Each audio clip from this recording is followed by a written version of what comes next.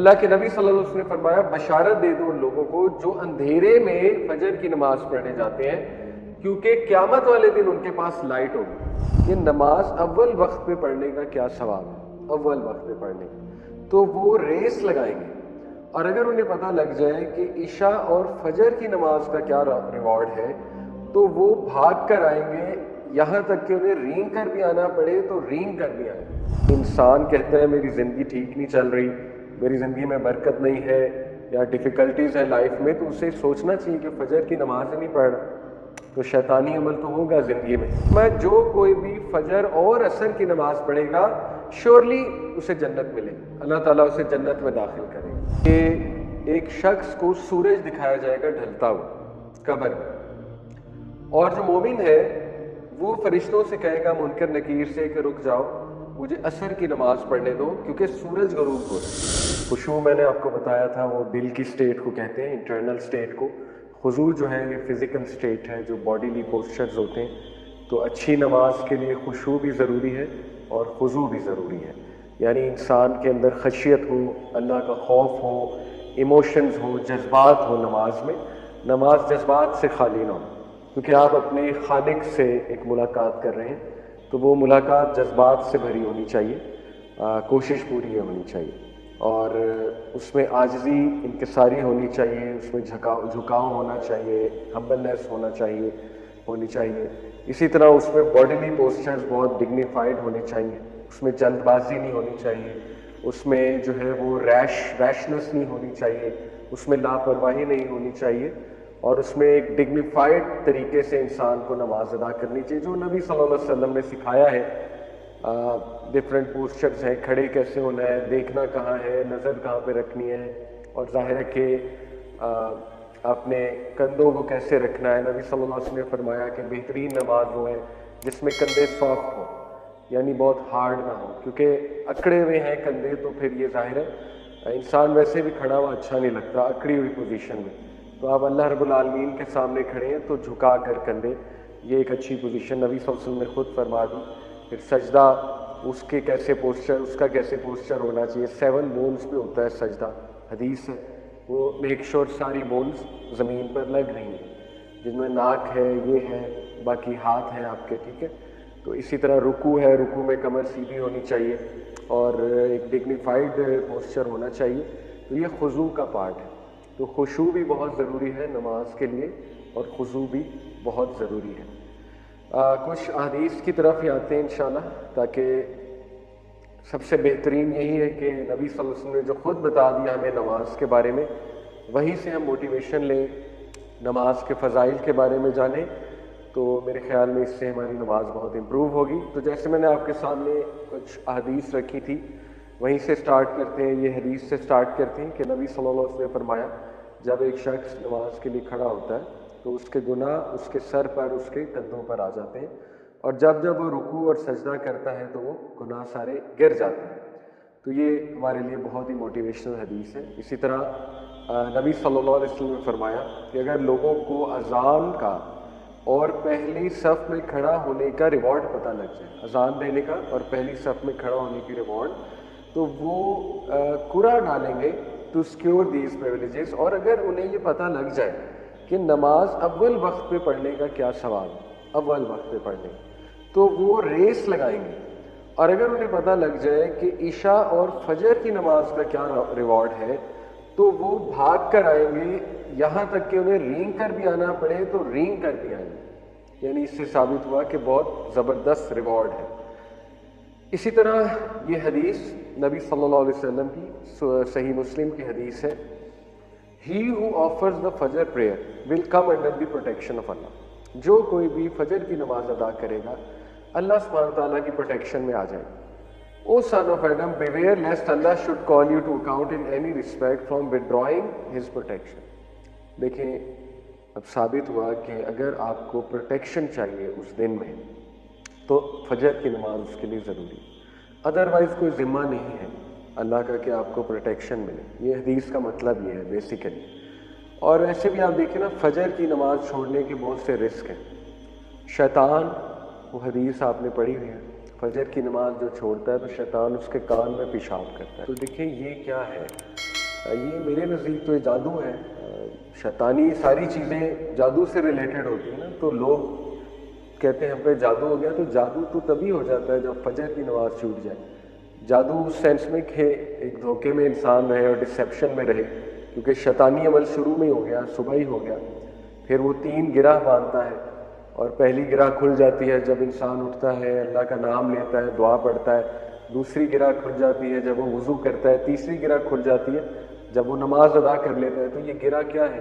شیطان کی گرہ بھی ایک قسم کا جادو ہی ہے نا۔ بہرحال سوچنے کی بات یہ ہے کہ انسان کہتا ہے میری زندگی ٹھیک نہیں چل رہی، میری زندگی میں برکت نہیں ہے یا ڈیفیکلٹیز ہے لائف میں، تو اسے سوچنا چاہیے کہ فجر کی نماز نہیں پڑھ، تو شیطانی عمل تو ہوگا زندگی میں، ٹھیک ہے۔ ہمارے نبی نے تو بہت کلیئر بتا دیا۔ تو فجر کی نماز پروٹیکشن، بہت بڑی پروٹیکشن، اور تھرو آؤٹ ہسٹری آپ دیکھیں گے، تھرو آؤٹ ہسٹری جتنی بھی تہذیب آپ کو تہذیبیں ملیں گی، سویلائزیشن ملیں گی، ان میں صبح میں اٹھنا اور صبح میں اٹھ کے کوئی اسپرچول ایکٹیویٹی کرنا، ایون یوگا کرنا، یہ تو آپ کو ہر طبقے میں ملے گا، ہر اس انسان کی روٹین میں ملے گا جو عقل مند ہے۔ تو یہ مسلمانوں کو بھی سوچنا چاہیے کہ ہمیں تو سب سے بیسٹ اسپرچول ایکٹیویٹی ملی ہے صبح کے ٹائم پہ، اور وہ نماز ہے، فجر کی نماز۔ تو اس کو چھوڑنا یہ بہت گھاٹے کا سودا ہے، بہت گھاٹے کا سودا ہے، اور بہت فیئرز ہوتے ہیں لوگوں کے، طرح طرح کے فیئرز ہوتے ہیں، ٹھیک ہے، کہ میری نیند خراب ہو جائے گی، اور اگر میں اٹھ گیا تو میرے سر میں درد ہونا شروع ہو جائے گا اگر میری نیند نہ پوری ہوئی، یا مجھے فلو ہو جائے گا وغیرہ وغیرہ۔ آن دا کنٹرری آپ فجر کی نماز پڑھیں گے، اللہ آپ کو صحت دے گا، آپ کی صحت بہتر ہو جائے گی، ٹھیک ہے، آپ کی انرجی بہتر ہو جائے گی۔ تو یہ تو فیئر ہے، شیطان یہ فیئرز ڈالتا ہے۔ بہرحال نبی صلی اللہ علیہ وسلم نے فرمایا، یہ میں آپ کو حدیث بتا چکا ہوں، کہ اگر انہیں فجر اور عشاء کی نماز کے میرٹس پتہ لگ جائیں تو وہ رینگ کر گیا۔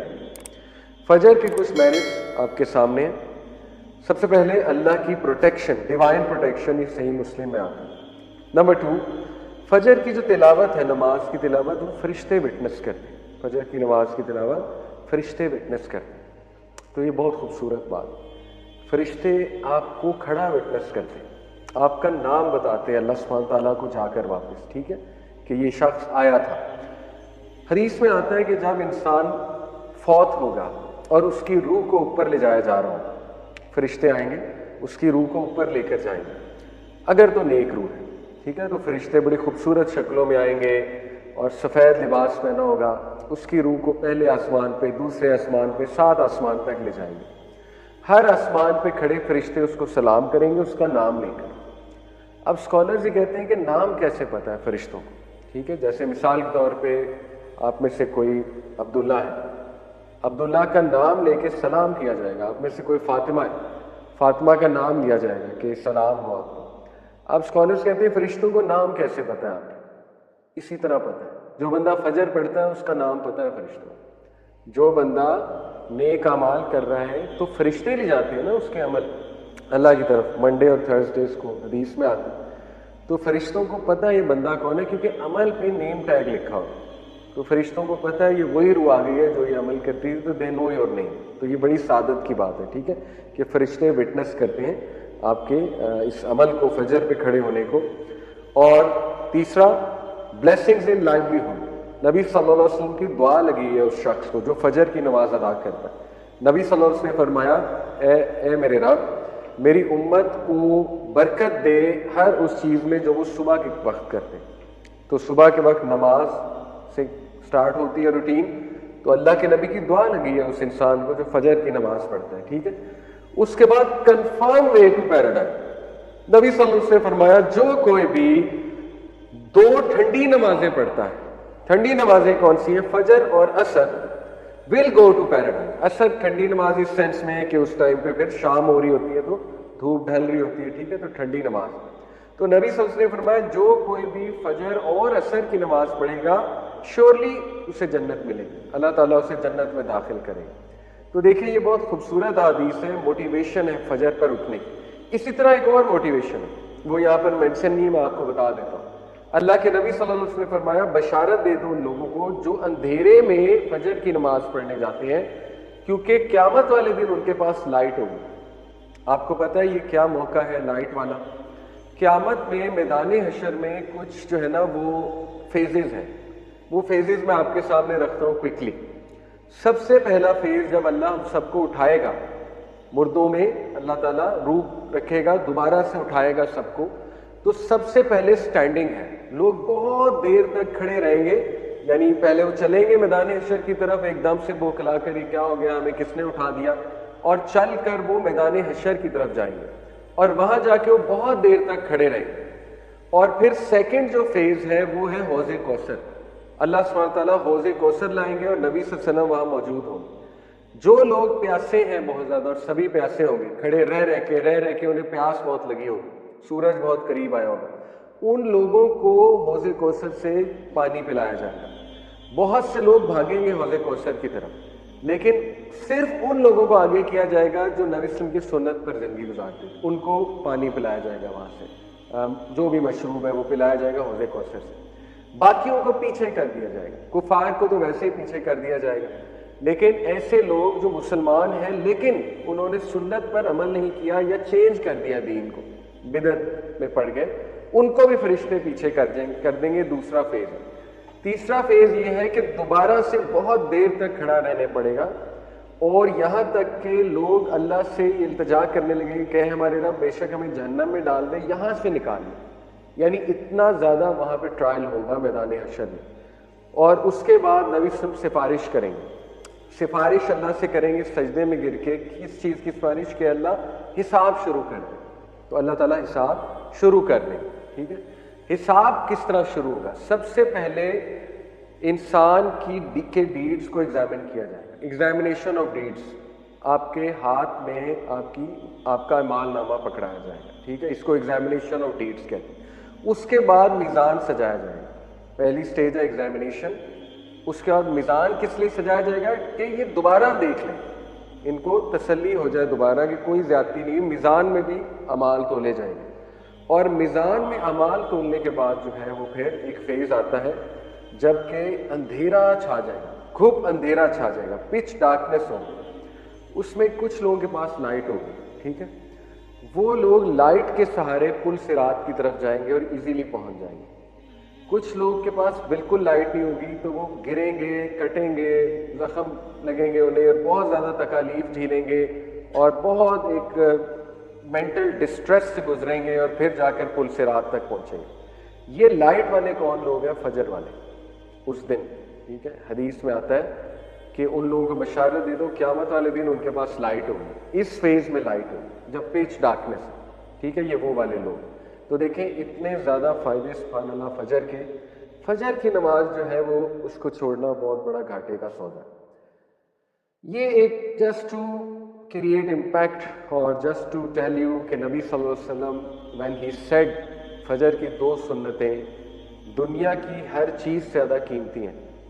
تو جسٹ ٹو کریٹ امپیکٹ, یہ مکیش امبانی کا گھر ہے اور یہ دنیا کا سب سے مہنگا گھر ہے. ممبئی میں ہے, دنیا کا سب سے مہنگا گھر ہے. تو فجر کی سنتیں اس سے بھی زیادہ قیمتی ہیں. 2 سنتیں فجر کی, حدیث میں آتا ہے 2 cycles of prayer, 2 سنتیں فجر کی before the فجر پریئر, یعنی 2 سنتیں are better than the world and everything in it. دنیا اور دنیا کی ہر نعمت سے بہتر ہے فجر کی 2 سنتیں. They are both more beloved to me than the entire world. وہ میرے لیے دنیا کی تمام چیزوں سے زیادہ قیمتی ہیں. نبی صلی اللہ علیہ وسلم یہ کہہ رہے ہیں. تو دیکھیں کتنا ریوارڈ ہے فجر کی 2 سنتوں میں. ٹھیک ہے, تو یہ ہمارے لیے موٹیویشن ہے کہ فجر کی نماز وہ کیچ کرنا کتنا ضروری ہے. نبی صلی اللہ علیہ وسلم نے فرمایا, صحیح بخاری صحیح مسلم کی حدیث ہے, There are angels who take turns in visiting you by night and by day. Angels آتے ہیں آپ کو وزٹ کرتے ہیں دن میں بھی رات میں بھی, اور ان کی شفٹ لگتی ہے, اور وہ اسمبل ہو جاتے ہیں, جمع ہو جاتے ہیں 2 نمازوں کے وقت, فجر اور عصر. وہ لوگ وہ اینجلز جنہوں نے تمہارے ساتھ رات بتائی ہوتی ہے, رات کے وقت وہ آسمان کی طرف جاتے ہیں اپنے رب کی طرف, اور اللہ سبحانہ تعالیٰ ان سے پوچھتے ہیں کہ تم نے میرے بندوں کو کس سٹیٹ میں پایا. وہ کہتے ہیں کہ ہم نے جب انہیں چھوڑا تو وہ نماز ادا کر رہے, اور جب ہم ان کی طرف گئے تو وہ نماز ادا کر رہے. چھوڑا کب؟ یہ عصر کے شام کے ٹائم, اور آئے کب؟ فجر کے ٹائم. تو فجر کے ٹائم میں کیا دیکھا؟ نماز پڑھے، اور جب چھوڑا تب کیا کر رہے تھے؟ تب بھی نماز پڑھ رہے تھے. ٹھیک ہے. تو دیکھیں یہ اینجلز کا رپورٹ کرنا آپ کا نام لے کر، یہ بہت بڑا آنر ہے. ٹھیک ہے، اللہ کو بتانا جا کر. قبر کے بارے میں آتا ہے کہ قبر کے ٹرائلز میں سے ایک یہ بھی ہے کہ ایک شخص کو سورج دکھایا جائے گا ڈھلتا ہوا قبر میں، اور جو مومن ہے وہ فرشتوں سے کہے گا، منکر نکیر سے، کہ رک جاؤ، مجھے عصر کی نماز پڑھنے دو کیونکہ سورج غروب ہو رہا ہے. اس کے لاشعور میں نماز ہوگی، سورج کو غروب ہوتے دیکھے گا، اس کو فکر لگ جائے گی کہ میں نے نماز ادا کرنی. فرشتے کہیں گے کہ اب نماز کا ٹائم گزر چکا ہے، آپ کی نمازیں ہو گئی جو آپ نے پڑھنی تھی. تو وہ ایک دم پھر حیران ہوگا. لیکن یہ ایک ٹرائل تھا. جو اللہ معاف کرے پڑھتا نہیں ہے اس کو تو احساس بھی نہیں ہوگا نا یہ دیکھ کے. یہ فکر وہی کرے گا جو دنیا میں پڑھنا تھا، جس کو فکر ہے کہ میری نماز گزری ہے، میری نماز گزری. وہ پھر قبر میں بھی فکر کرے گا، سورج کو غروب ہوتے دیکھا. ٹھیک ہے.